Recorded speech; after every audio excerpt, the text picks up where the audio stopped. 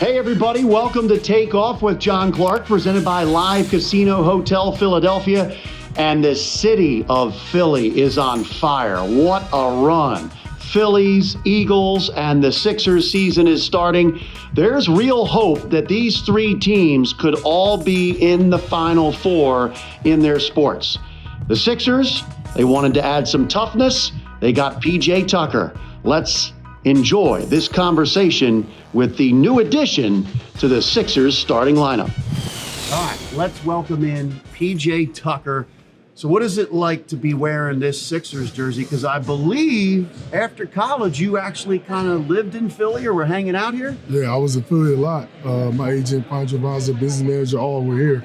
So I was in Philly, straight out of college, straight to Philly. Worked out, was here a bunch until I got drafted. So is this kind of crazy that you're now playing here in Philly? It's actually like a weird kind of full circle because nobody really knows about it. Back in the day, just coming up here working out and just being here, playing pickup, going to PCOM, going all the way to John Arnett. It's like just being around in Philly for my first few years. So now, 17 years later, to be back here, it's kind of crazy. So wait, you would work out at PCOM sometimes? Yeah, all the time. Sixers were there? Yeah. Would you work out with some of the Sixers? Yeah, I used to see Allen in there all the time. I used to see Blue in there all the time, so it was cool. How about Allen Iverson? When you watched him and then also practiced with him or hung out at PCOM, what do you think of AI and the impact he had on this city and the NBA? There's nothing like it. I think it's one of very few people to be able to have that kind of iconic impact on the city, on the team, on the entire environment here, to make up the culture of basketball everywhere. I'm from North Carolina, and he was everything, so it was pretty cool. So when you heard after the Sixers lost to you in the Heat in the playoffs, and they say, we needed a guy like PJ Tucker, Joel Embiid said, we needed toughness like him. What did that say to you, and how'd that make you feel? No, it's always appreciated. When you go out and battle against guys, Joe was the MVP last year of the season. He had an amazing season. He was really hard to guard. And we battled. Even with his injury to his face, he still came out and battled for his team. But for somebody that you go to battle with like that, to say that after a series, it shows how big of a person he is to even do that in loss. But at the same time, it's a good, rewarding feeling to win and have somebody say that. So how did it come about that you're a Sixer? Just like everything else, man. Going into free agency, the agent brings you the teams that, that are looking, you're looking at that can use you, and at the end of the day, I knew this would be a spot. Even before free agency started, I knew it would be a spot. Having a lot of familiar faces here that I've known for a long time, watching them, seeing how good they were and on the cusp of being great, with a couple moves and be able to do some things and everybody being healthy, it just made sense for me.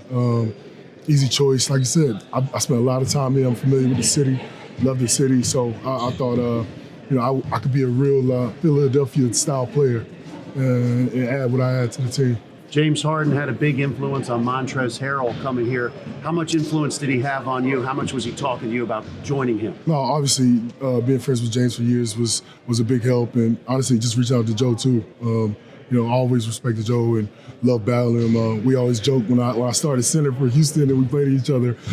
He had all the jokes with me about being a center. So it was all fun being able to talk to both of those guys, them to tell me how they felt about the season and where they were going. And they're in a win now time.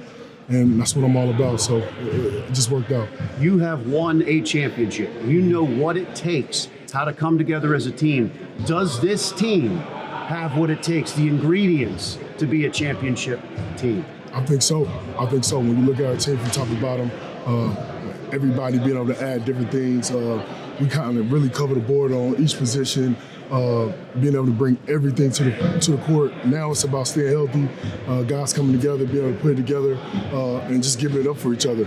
That's what it's about. Different nights, it's going to be different guys step up, have great games, but it's being happy for your teammate, because at the end of the day, it's all about winning.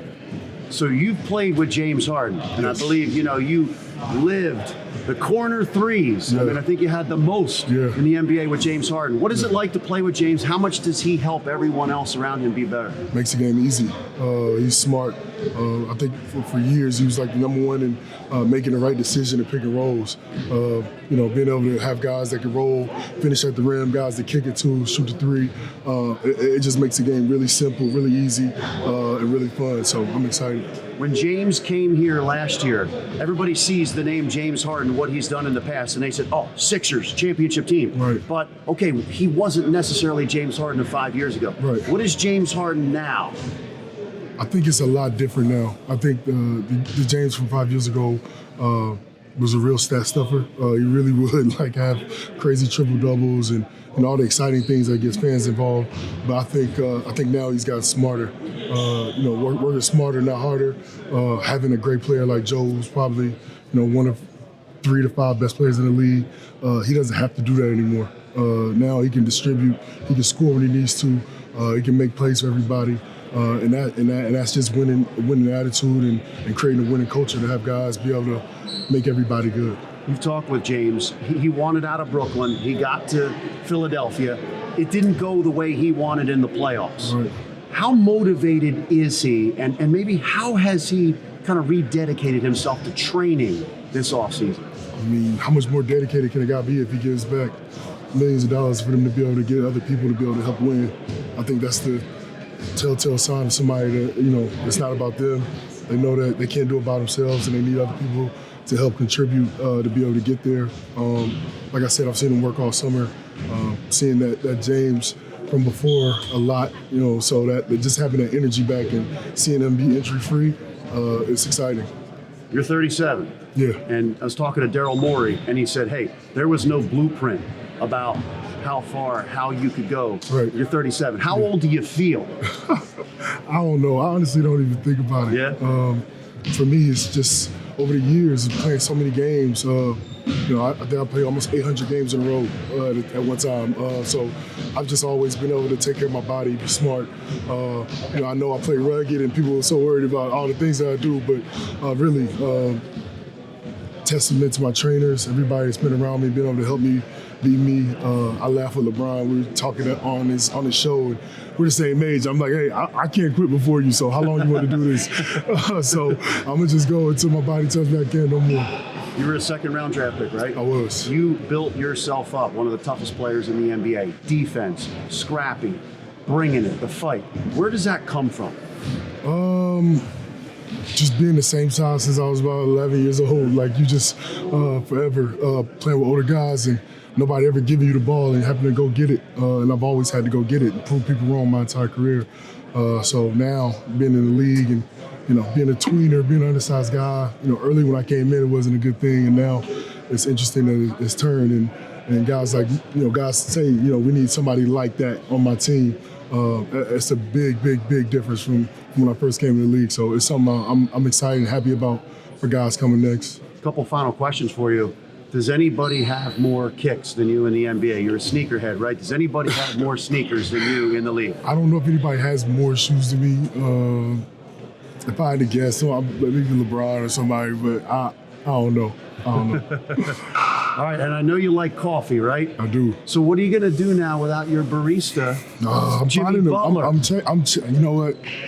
Big Face is good, but I'm looking for another spot in Philly to help me out this year. Yeah. For sure. So I'll be picking up a lot of coffees here at home and taking them on the road with me, so we'll figure it out. Do we have a new barista here with the Sixers? Not yet. We're trying to figure it out. We're getting it all together, but it's coming for sure. All right. Well, welcome back to Philly.